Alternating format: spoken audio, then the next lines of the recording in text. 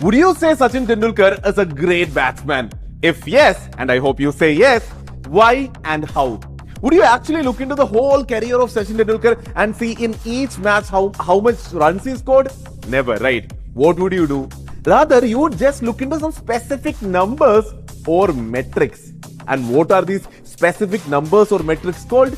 The average of a batter, right? Strike rate, total numbers scored, total centuries scored, stuff like that, right? So you would just look into specific numbers or metrics and you can easily say that Sachin Tendulkar was the best, greatest batsman ever. Now, just like that, when it comes to companies, you need not look into all specific small numbers in all the different financial statements of a company. What you need to look at is some specific numbers or metrics, and those are called the financial ratios of a company.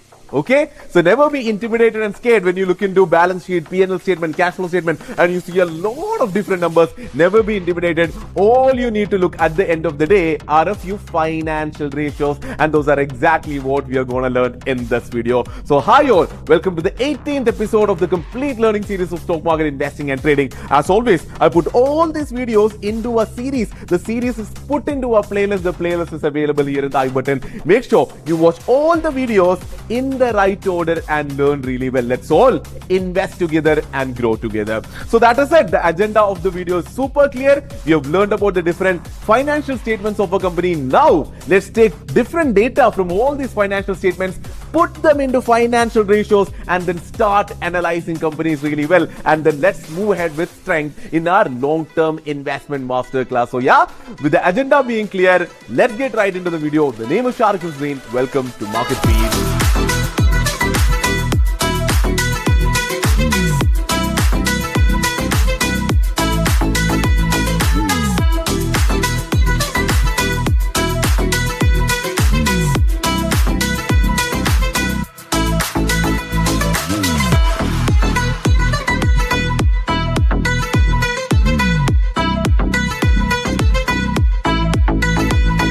So when we did the last three videos, when we learned the different three financial statements of a company, the largest question I received was, hey Sharik, there are a lot of numbers here. Revenue, expense, income, net profit, what not, right? A lot of different numbers. How do we make sense of these different numbers? How do we take these different numbers and how do we analyze a company? The answer to that is being given by this video and the next video as well. There will be a continuation to this video also, which is when we have different numbers from the different financial statements of a company, we should take those numbers, we should create metrics with them. We should create different ratios with them, and those metrics will clearly give us an idea as to how the company is performing, if the company is good or bad, and those numbers are called financial ratios of a company. Okay, so let's start learning. It is definitely going to help you analyze companies better. So yeah, financial ratios is what we are going to learn today. So first, yeah, what and why? What financial ratios are and why they are important. So let's quickly read through this. Financial ratios are numbers which show us how a company is performing.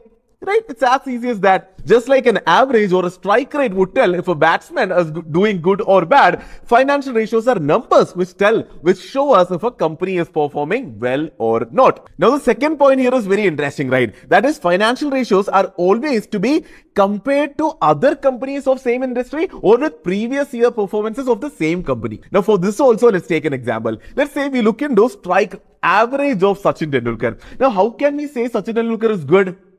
Two things, right? We can look into his previous year's averages. If average is getting better over here, we can say that Sachin Tendulkar is getting better as a batsman. So it's very important that average is not helping us when it is standing alone. It has to be compared with either the previous performances of the same person, or you can compare to averages of other batters all around the world. You can look into other famous big batsmen and you can find that Sachin Tendulkar has a better average. So I hope you get the point, right? So financial ratios also, you have to either compare one company's financial ratios with other companies in the same industry, or you have to compare it with the financial ratios of the same company from the previous years. Only then it will be useful. Cool, very important point. Number 3 is utilizes data from company's financial statements, which we were discussing so far, right? So that's very easy. And finally, you should know this, right? Financial ratios were made popular by Benjamin Graham, father of fundamental analysis. So again, he has spoken about this in length, super important. So yeah, that's exactly what we are going to learn today.